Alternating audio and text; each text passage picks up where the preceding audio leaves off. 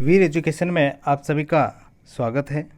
दोस्तों, रीट 2021 के आज के वीडियो में सामाजिक शिक्षण के प्रश्नों के बारे में परिचर्चा करेंगे। दोस्तों, ये 15 प्रश्न अति महत्वपूर्ण हैं एसएसटी के एग्ज़ाम्स के लिए। तो दोस्तों, एक भी प्रश्न को चूकना नहीं है और एक एक प्रश्न का सही उत्तर देना है अपनी ईमानदारी से। और कमेंट बॉक्स में ये भी लिखिएगा दोस्तों कि किसके कितने सही हुए हैं।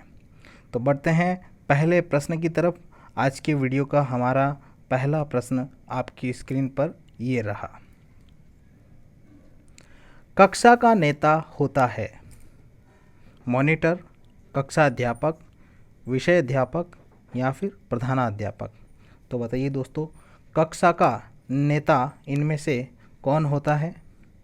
सही ऑप्शन है कक्षा अध्यापक।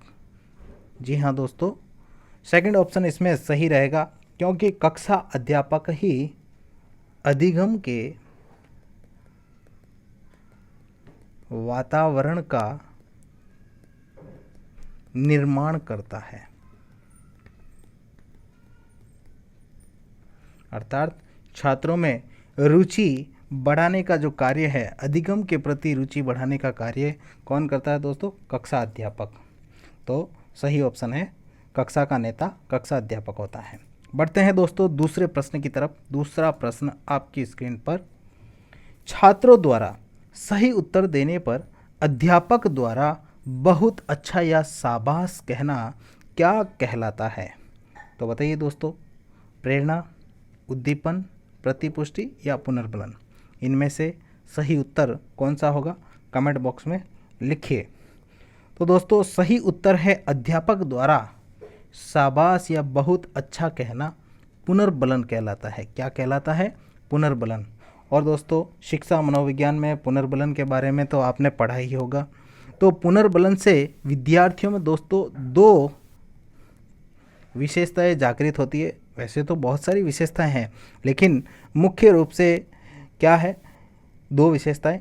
एक तो अधिगम का मुख्य आधार होता है दोस्तों। पुनर्बलन अधिगम का मुख्य आधार होता है। और दूसरी बात कि पुनर्बलन से विद्यार्थी में आत्मविश्वास, याद रखना दोस्तों, विद्यार्थी में आत्मविश्वास बढ़ता है। ये भी ध्यान रखना है दोस्तों, पुनर्बलन से विद्यार्थी में आत्मविश्वास बढ़ता है और अधिगम का मुख्य आधार भी क्या है? पुनर्बलन है। आगे बढ़ते हैं दोस्तों अगले प्रश्न की तरफ। अगला प्रश्न आपकी स्क्रीन पर। प्रत्येक अध्यापक को अपनी योग्यता व अनुभव के अनुसार शिक्षण करने का अवसर किस में मिलता है?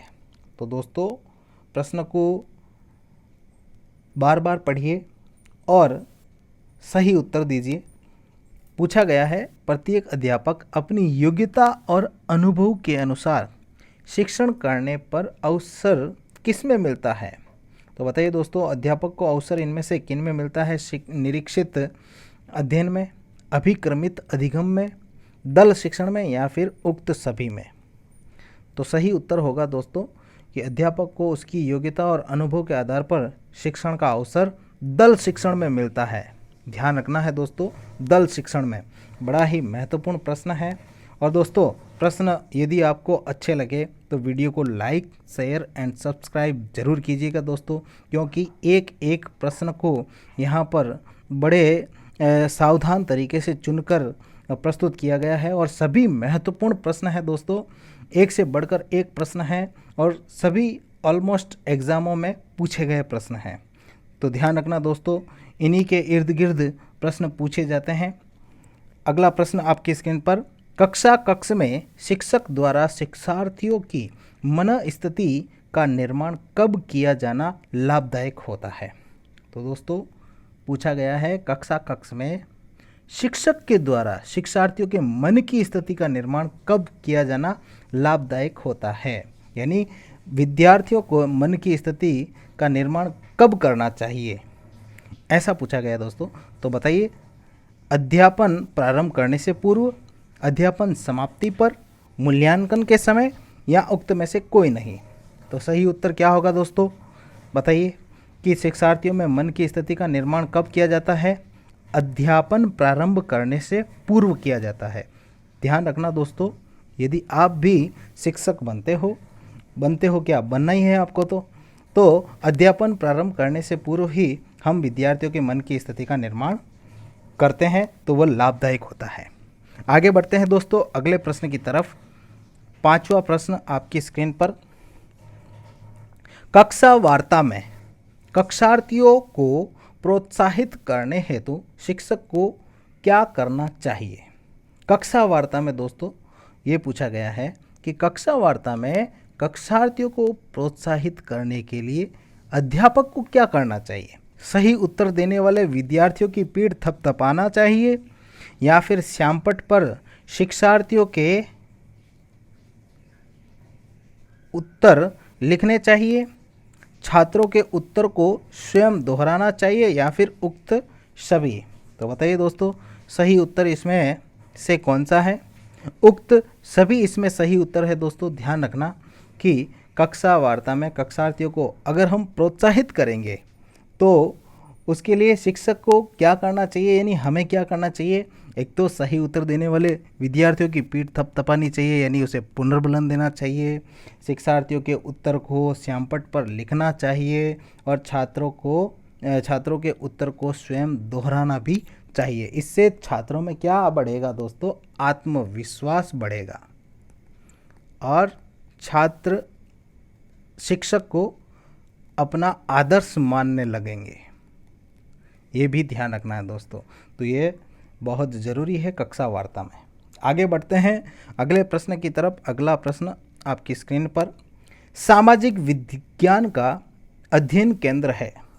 सामाजिक विज्ञान का अध्ययन केंद्र है समाज, मानव, राष्ट्र या उपरोक्त सभी? तो बताइए दोस्तों सामाजिक विज्ञान का अध्ययन केंद्र बताना है, तो उपरोक्त सभी इसमें सही ऑप्शन होगा दोस्तों। देखिए दोस्तों कि समाज में सामाजिक विज्ञान के अध्ययन का केंद्र मानव से समाज बनता है और समाज से राष्ट्र बनता है, यह ध्यान रखना दोस्तों। तो ये सभी सामाजिक विज्ञान के अध्ययन के केंद्र हैं। आगे बढ़ते हैं अगले प्रश्न की तरफ। अगला प्रश्न आपकी स्क्रीन पर। सामाजिक विज्ञान की विशेषता है। 4 ऑप्शन दे रखे हैं दोस्तों, हमें इनमें से सामाजिक विज्ञान की विशेषता के बारे में बताना है। बौद्धिक स्तर, सैद्धांतिक आधार, सामाजिक उपादेयता या उक्त सभी?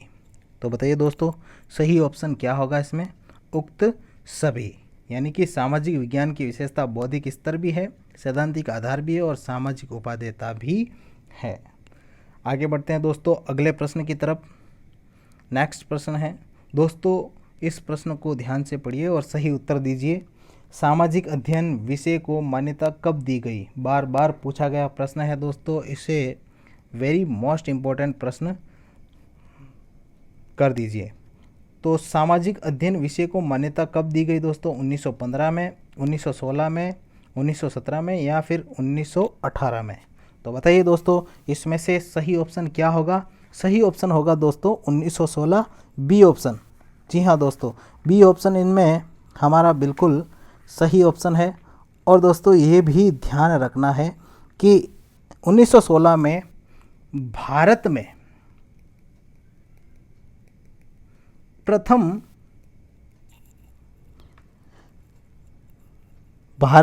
प्रथम मनोविज्ञान प्रयोगशाला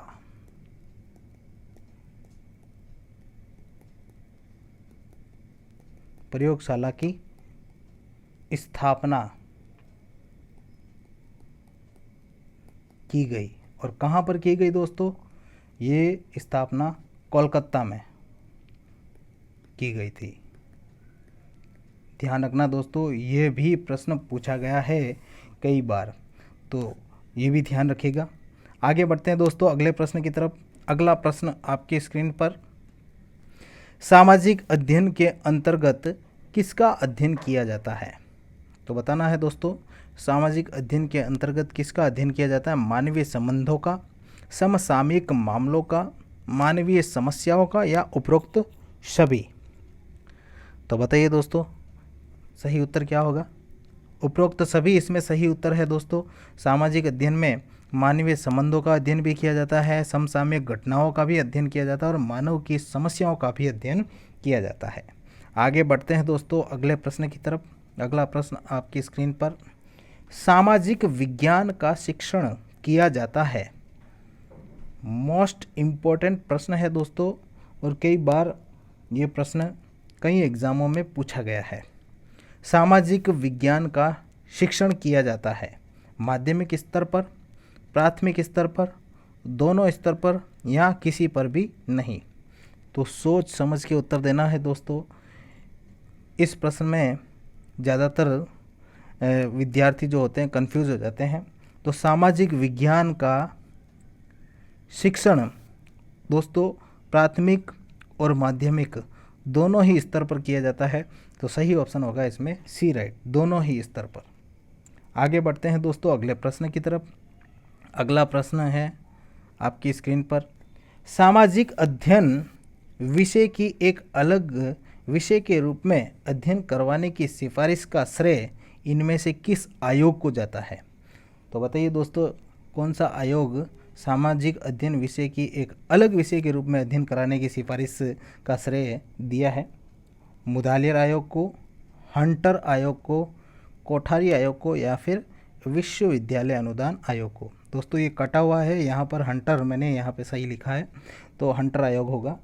लेकिन इस प्रश्न का सही उत्तर क्या होगा दोस्तों वो बताना है आपको कमेंट बॉक्स में। इस प्रश्न का सही उत्तर है कि सामाजिक अध्ययन विषय को एक अलग विषय का रूप किसने दिया था, मुदालियर आयोग ने। तो मुदालियर आयोग को इसका श्रेय जाता है दोस्तों, ये भी ध्यान रखना है। आगे बढ़ते हैं दोस्तों अगले प्रश्न की तरफ। अगला प्रश्न आपकी स्क्रीन पर, सामाजिक ज्ञान विषय का प्रमुख केंद्र बिंदु है। बहुत ही महत्वपूर्ण प्रश्न है दोस्तों। सामाजिक ज्ञान विषय का प्रमुख केंद्र बिंदु है ऐतिहासिक संबंध, भौगोलिक संबंध, मानवीय संबंध या फिर नागरिक संबंध।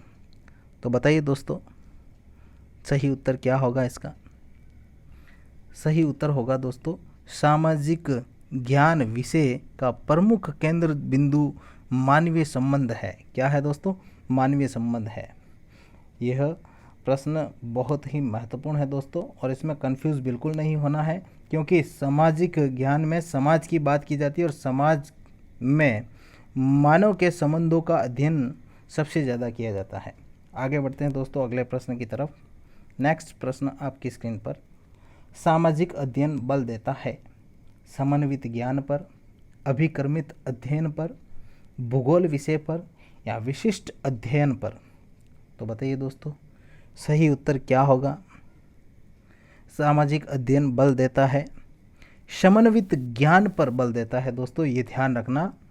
बहुत ही महत्वपूर्ण प्रश्न है और इस प्रश्न में भी विद्यार्थी जो होते हैं कई कबार कंफ्यूज हो जाते हैं, क्योंकि उसमें भूगोल विषय की भी चर्चा होती है और विशिष्ट अध्ययन भी होता है, अभिक्रमित अध्ययन भी होता है। लेकिन सही उत्तर इसमें क्या होगा दोस्तों, पहला ऑप्शन सही है, समन्वित ज्ञान पर सामाजिक अध्ययन बल देता है। आगे बढ़ते हैं नेक्स्ट प्रश्न की तरफ।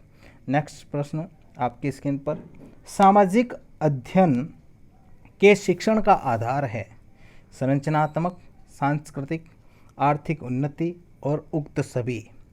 तो बताइए दोस्तों सामाजिक अध्ययन के शिक्षण का आधार क्या है। सामाजिक अध्ययन के शिक्षण का आधार दोस्तों सांस्कृतिक है। क्या है, सांस्कृतिक। काफ़ी विद्यार्थी उक्त सभी कर देते हैं दोस्तों, लेकिन यहाँ पर ध्यान रखना हमेशा उक्त सभी भी नहीं होता है। सांस्कृतिक यानी कि रंग, बोलचाल, वेशभूषा आदि ये संस्कृति में आते हैं और उसके अध्ययन का जो शिक्षण का आधार है दोस्तों सामाजिक अध्ययन के, वो है सांस्कृतिक। यह आपको ध्यान रखना है। आगे बढ़ते हैं दोस्तों, आज की वीडियो का अंतिम प्रश्न है दोस्तों, सामाजिक अध्ययन विषय के शिक्षण को प्रभावी बनाने हेतु सबसे अधिक उपयोगी है शिक्षण स्तर, शिक्षण विधियाँ, भाषण या फिर पाठ्यपुस्तक।